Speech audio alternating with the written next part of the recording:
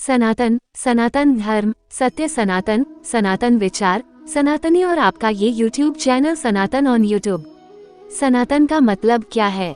हमारी प्रमुख भाषा है संस्कृत और संस्कृत में सनातन का मतलब होता है कभी ना खत्म होने वाला और सबसे पुराना, या फिर जिससे शुरुआत हुई है, या फिर जो कभी मिट नहीं सकता या मिटाया नहीं जा सकता, या फिर सभी चीजों का जड़, या फिर सभी चीजों की शुरुआत।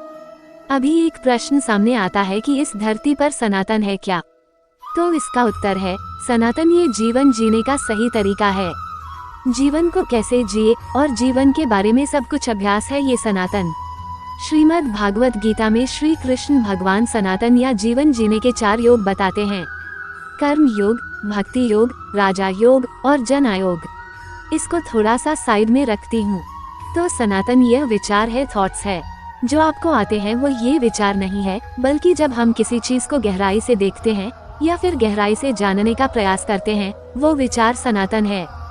सनातन ये दृष्टि है, आप किस चीज को कैसे देखते हो, आप क्या बोलते हो, क्या सुनते हो, आप क्या क्रिया करते हो या फिर क्या कर्म करते हो, आप कहाँ जाते हो, क्या चाहते हो, ये सब कुछ सनातन है। जीवन में क्या करना चाहिए और कैसे करना चाहिए, ये भी सनातन है। सबसे पहले योगी जो थे वह शिव जी थे। शिव जी ने 7 शिष्यों को 4 योग और बहुत सारा ज्ञान दिया, जिसमें 4 वेद, 18 पुराण, उपनिषद जो कि 200 से भी अधिक है, स्मृति जो आज हम पढ़ रहे हैं यानी कि एडवांस साइंस, गीता और भी अन्य ज्ञान जो नहीं आप फिर हम सोच भी नहीं सकते। ऐसा ज्ञान जिसमें जीवन के पहले, उससे भी पहले, ब्रह्मांड की शुरुआत, उससे पहले समस्त ब्रह्मांड और हमारा जीवन और जीवन के दुख, दर्द, सुख, सुविधा और जीवन के बाद का जीवन, सब कुछ ज्ञान सनातन में दिया है। वो सप्त ऋषि कई जगह पर गए, कई सभ्यता के लोगों से मिले, उनको जीवन जीने का तरीका बताया, उनको वैदिक ज्ञान बताया, उनके भाषा में उन्होंने इसे अपनाया और यह सनातन ज्ञान बना फिर एक सभ्यता।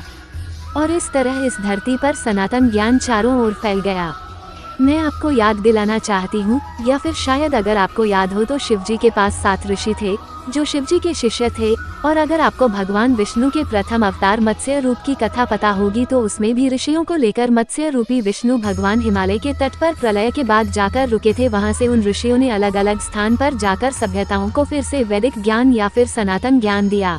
लेकिन जबकि यह ज्ञान भारत भूमि से निकला था तो यह सनातन का प्रमुख घर बन गया, इसीलिए आज भी भारत में सनातन मौजूद है।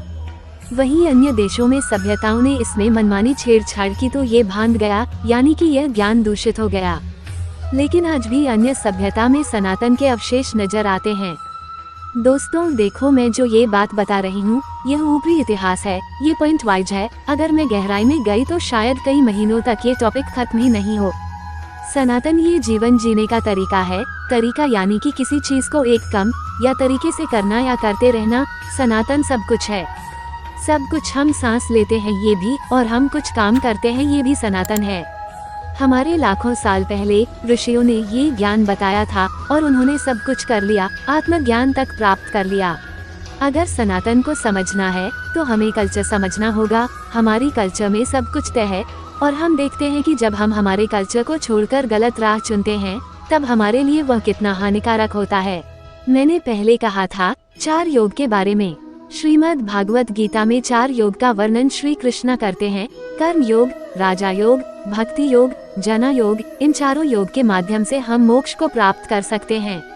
देखो, सनातन का एक ही उद्देश्य है, हमारे और हमारे आजू बाजू का वातावरण अच्छा और स्वच्छ रखना और सभी योनि के जीवन को चलाते रहना, और जब हमें मानव शरीर मिले तो मोक्ष प्राप्त करना।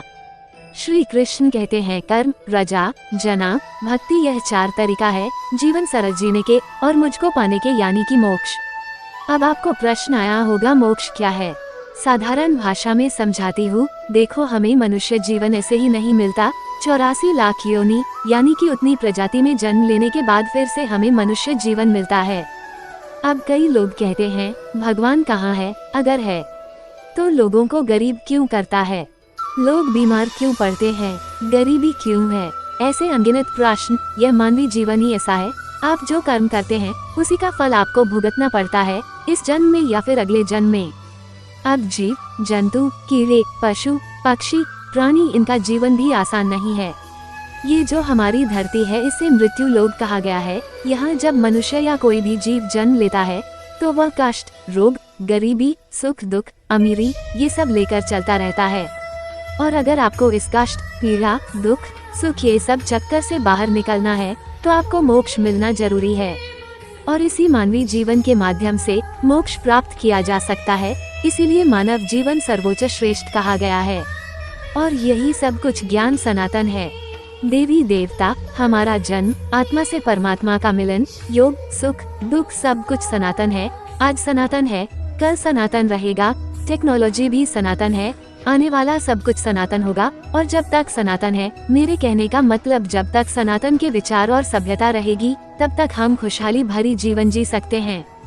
अब आपको प्रश्न पड़ा होगा, फिर हिंदू कौन है, आर्य समाज कौन है, भगवान बुद्ध ने बताया वह बुद्ध ज्ञान कौन सा है, जैन समाज कौन सा है, जैन धर्म कौन सा है, ये सब विस्तार में बताऊंगी। अगर आप यहाँ तक वीडियो देख रहे हो तो कमेंट में आपके जो भी प्रिय भगवान है उनका नाम बताओ और प्लीज चैनल को सब्सक्राइब करो।